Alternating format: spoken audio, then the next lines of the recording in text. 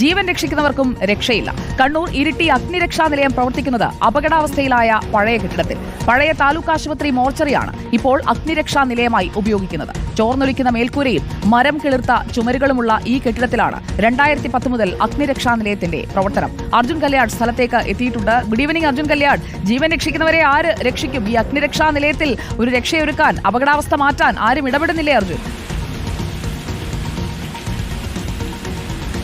തീർച്ചയായിട്ടും സുജിയ, ആ ചോദ്യം തന്നെയാണ് ഇവിടെയുള്ള പ്രദേശവാസികളും ഈ രക്ഷകരായി പലയിടങ്ങളിലേക്ക് ഓടിയെത്തുന്ന അഗ്നിരക്ഷാ സംരക്ഷകർക്ക് വേണ്ടി, അല്ലെങ്കിൽ പലയിടങ്ങളിലും സംരക്ഷകരായി ഓടിയെത്തുന്നവർക്ക് വേണ്ടി ചോദിക്കാനുള്ളത്. നമുക്ക് കാണാൻ വേണ്ടി കഴിയും, ഈ പറയുന്ന കെട്ടിടത്തിലാണ് കഴിഞ്ഞ 15 വർഷത്തോളമായി ഈ പറയുന്ന ഫയർ സ്റ്റേഷൻ്റെ കെട്ടിടം പ്രവർത്തിക്കുന്നത്.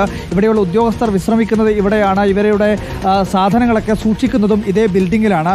അത്രയും ഭീകരമായ രീതിയിലാണ്, ചോർന്നൊലിക്കുന്ന അവസ്ഥ പോലും ഇവിടെ കാണാൻ വേണ്ടി കഴിയും. ഇവരുടെ വാഹനങ്ങളൊക്കെ ഇവിടെ വെച്ചിരിക്കുന്ന ഈ കെട്ടിടത്തിൽ പോലും ചോർന്നൊലിക്കുന്ന ദൃശ്യങ്ങൾ നമുക്ക് കാണാൻ വേണ്ടി കഴിയും. അത്രയും ദയനീയമായിട്ടുള്ള സ്ഥിതിയാണ് ഇവിടെ കാണാൻ വേണ്ടി കഴിയുന്നത്.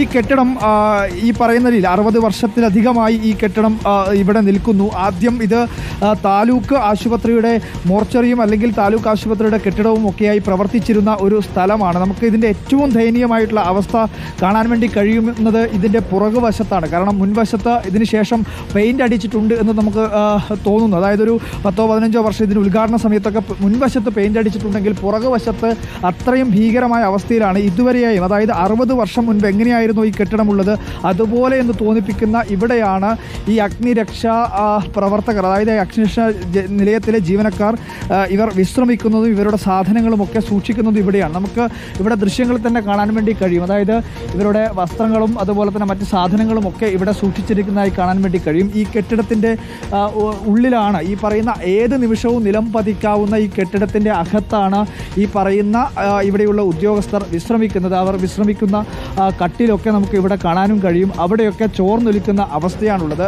ഇതിപ്പോൾ കണ്ടിട്ട് ഒരു ഭാർഗവീ നിലയം പോലെ ആയി കഴിഞ്ഞിരിക്കുന്നു അർജുൻ കല്യാട്. മാത്രമല്ല ഇതൊന്നും ആരും വൃത്തിയാക്കി വെക്കുന്നുമില്ലേ? ആ ജനലുകളൊക്കെ കണ്ടു കഴിഞ്ഞിട്ടുണ്ടെങ്കിൽ അവിടെയൊക്കെ ചൂല് കണ്ടിട്ട് കാലങ്ങളായി എന്ന് തോന്നുമല്ലോ. ഇത് വൃത്തിയാക്കുകയുമില്ല, നന്നാക്കുകയുമില്ല. പിന്നെ എന്താണ് ഈ അറ്റകുറ്റപ്പണി എന്ന രീതിയിൽ ഇതിനായൊക്കെ ഫണ്ടുണ്ടല്ലോ, ആ ഫണ്ടൊക്കെ എവിടേക്കാണ് പോകുന്നത് അർജുൻ കല്യാട്?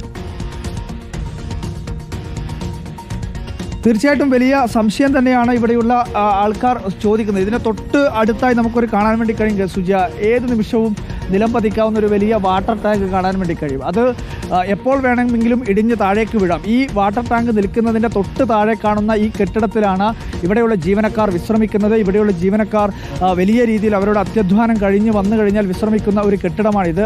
അതിന് തൊട്ടടുത്താണ് ഈ അപകടാവസ്ഥയിലായിട്ടുള്ള ഈ പറയുന്ന വാട്ടർ ടാങ്ക് ഉൾപ്പെടെയുള്ളത്. ഇവിടെയുള്ള പ്രദേശവാസികളൊക്കെ പറയുന്നത് അത്രയും ഭീകരമാണ്. ഈ ജീവൻ രക്ഷിക്കാൻ വേണ്ടി നെട്ടോട്ടം ഓട്ടുന്നവർക്ക് ഒരു തരത്തിൽ പോലുമുള്ള സംരക്ഷണമില്ലേ എന്നുള്ളതാണ് ഇവർ ചോദിക്കുന്നത്. ഇവിടെയുള്ള പ്രദേശവാസികളായിട്ടുള്ളവർ കൂടി നമ്മളോടൊപ്പം ഉണ്ട്. അത്രയും ഭീകരമായ അവസ്ഥയിൽ അവരുൾപ്പെടെ പ്രതികരണം നടത്തും എന്നുള്ളതാണ്. ഇതിപ്പോൾ അഗ്നിരക്ഷാ നിലയമാണ്, ജീവൻ രക്ഷിക്കാൻ വേണ്ടി ഓടിയെത്തുന്നവരാണ്. അവരുടെ ജീവന് ആര് സംരക്ഷണം ഒരുക്കുമെന്നുള്ള ചോദ്യമാണ് ഇപ്പോൾ ഉയരുന്നത്.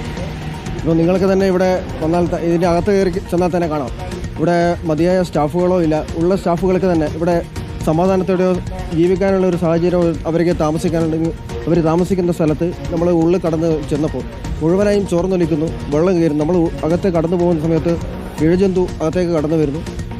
ഈ ബിൽഡിങ്ങിൻ്റെ ചുറ്റുവട്ടം മുഴുവൻ വെള്ളം കെട്ടിക്കിടക്കുവാണ്, കാട് മൂടി കിടക്കുക. പുറകെ ബിൽഡിങ്ങിലൊക്കെ അതിഭീകരമാണ് അവസ്ഥ എന്ന് പറയുന്നത്. മുൻവശത്ത് പിന്നെയും ഒരു പെയിന്റ് അടിച്ചതുകൊണ്ട് ഒരു മിനുക്കുമണി നടത്തി, പുറകിലെ വശം അതിനേക്കാൾ ഭീകരമാണ് അവസ്ഥ. പുറംബോഡി മാത്രമേ ഉള്ളൂ, ഉള്ളു പുറം ശൂന്യാണെന്ന് കണ്ടു കഴിഞ്ഞാൽ തിരിയാം നമുക്ക്. ഫയർഫോഴ്സ് മേധാവി ഇതൊന്ന് കാണണം. Iritty fire and rescue station 2010 December മാസം 19-ാം തീയതി ഉദ്ഘാടനം കഴിഞ്ഞ കെട്ടിടമാണ്. 15 വർഷങ്ങൾക്കിപ്പുറം ആ കെട്ടിടം നിർമ്മിച്ച് 15 വർഷങ്ങൾക്കിപ്പുറം അത് കാണുന്നത് എങ്ങനെയാണ് എന്നുള്ളത് ബഹുമാനപ്പെട്ട ഫയർഫോഴ്സ് മേധാവി ഒന്ന് കാണണം. അതുകൊണ്ടാണ് നമ്മൾ ഈ ദൃശ്യങ്ങൾ മുന്നോട്ട് വെച്ചത്. ഇക്കാര്യത്തിൽ അർജുൻ കല്യാട്, ഇതുവരെ അധികൃതരുടെ ഭാഗത്ത് നിന്ന് ഇടപെടൽ ഉണ്ടായിട്ടില്ല എന്നത് ഒറ്റ നോട്ടത്തിൽ വ്യക്തമല്ലേ? കാരണം അവിടെ ഒരു അറ്റകുറ്റപ്പണിയും നടന്നിട്ടില്ല. പായലിനൊക്കെ ഒരു 5 വർഷത്തെയെങ്കിലും പഴക്കവും ഉണ്ടാകുമല്ലേ? അത്രയും കാലമായി പായൽ പടർന്ന് ഒരു 5 മഴയെങ്കിലും പ്രധാനപ്പെട്ട, അതായത് ഈ ജൂൺ ജൂലൈ മാസങ്ങളിലെ മഴയൊക്കെ കണ്ട പായൽ അവിടെ ഉണ്ട് എന്ന് മേൽക്കൂരയടക്കം കാണുമ്പോൾ വ്യക്തമല്ലേ? സുജിയ, ഉദ്യോഗസ്ഥരെ ഏതെങ്കിലും തരത്തിൽ പഴിചാരിയത് കൊണ്ട് ഒരു പ്രയോജനമില്ല. കാരണം സ്വാഭാവികമായും ഒരു മഴയത്ത് ഏതെങ്കിലും തരത്തിലുള്ള ചെറിയ അറ്റകുറ്റപ്പണി നടത്തിയാൽ തന്നെ അടുത്തൊരു മഴ പെയ്യുമ്പോഴത്തേക്കും ഈ പറയുന്ന എല്ലാ സാധനങ്ങളും ഈ പറയുന്ന പോലെ പായൽ പിടിക്കുകയും വെള്ളം ചോർന്നൊലിക്കുകയും ഒക്കെ ചെയ്യും. അതുകൊണ്ട് ഇവിടെയുള്ള ഉദ്യോഗസ്ഥരൊക്കെ അവരൊക്കെ സംസാരിക്കുന്നതിൽ പരിമിതികളുണ്ട് എന്ന് പറയുക. അവരൊക്കെ സർക്കാർ സർവീസിലുള്ളവരാണ്. അതുകൊണ്ട് തന്നെ അവർക്കൊക്കെ സംസാരിക്കുന്നതിൽ പരിമിതി ഉണ്ടാവും. പക്ഷേ ഈ കെട്ടിടത്തിൻ്റെ ഉൾവശത്തുള്ള കാഴ്ച അതിഭീകരമാണ്. നമുക്ക് പുറത്തുനിന്ന് ഇതിൻ്റെ ദൃശ്യങ്ങൾ പകർത്താനേ നിർവാഹമുള്ളൂ. ഇവരൊക്കെ വിശ്രമിക്കുന്ന ഒരു സ്ഥലം കൂടിയാണ്. ആ സ്ഥലത്ത് അതിഭീകരമാണ് അവസ്ഥ എന്ന കാര്യത്തിൽ തർക്കമില്ല. നേരത്തെ പറഞ്ഞതുപോലെ തന്നെ പുറമോടി മാത്രമേ ഇതിനുള്ളൂ, അകത്ത് ഒന്നുമില്ല. ഏതു നിമിഷവും പൊട്ടി താഴേക്ക് വീഴാവുന്ന ബിൽഡിംഗ് ആണ്. ഹോസ്പിറ്റൽസ് ആണ് ഇതിന്റെ മുകളിലൊക്കെ കാണാൻ വേണ്ടി കഴിയുന്നത്. 2010-ലാണ് സർക്കാർ കെട്ടിടമാണ്. ഇരിട്ടിയിൽ 101 വിളിക്കേണ്ട സ്ഥലമാണിത്. അങ്ങനെ കൂടി പറയണ്ടേ അർജുൻ?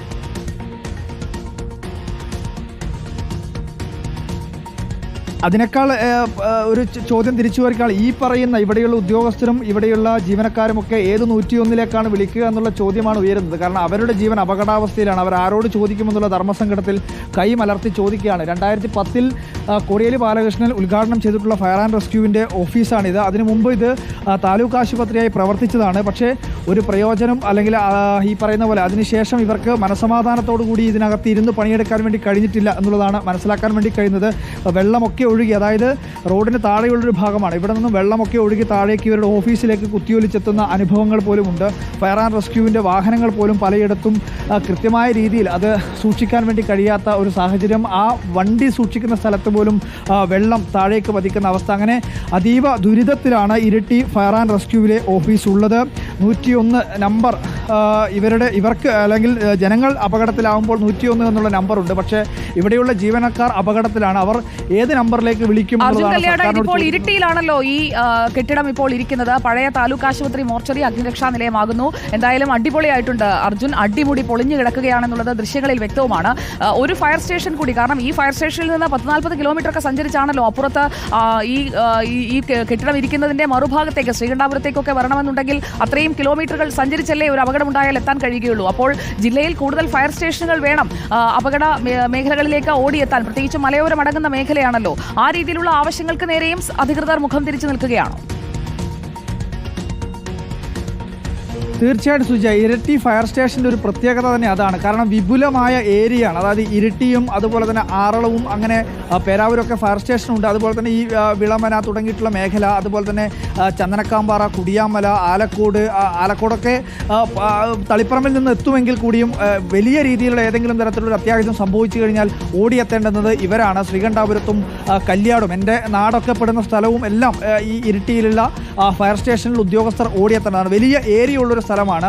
അവിടെയാണ് ഈ ദുരവസ്ഥ. അതുകൊണ്ട് തന്നെ ഇരിക്കൂറൊക്കെ കേന്ദ്രീകരിച്ചുകൊണ്ട് അല്ലെങ്കിൽ ശ്രീകണ്ഠാപുരം കേന്ദ്രീകരിച്ചുകൊണ്ട് ഒരു മിനി ഫയർ സ്റ്റേഷനെങ്കിലും ഉണ്ടാവണം എന്നുള്ള ആവശ്യത്തിന് ദീർഘകാല പഴക്കമുണ്ട്. പക്ഷെ അതുപോലും പരിഗണിക്കാൻ വേണ്ടി അധികൃതർ തയ്യാറാവുന്നില്ല. ഗവൺമെൻറ്റുകൾ ആ ആവശ്യങ്ങളോടൊക്കെ മുഖം തിരിക്കുകയാണ്.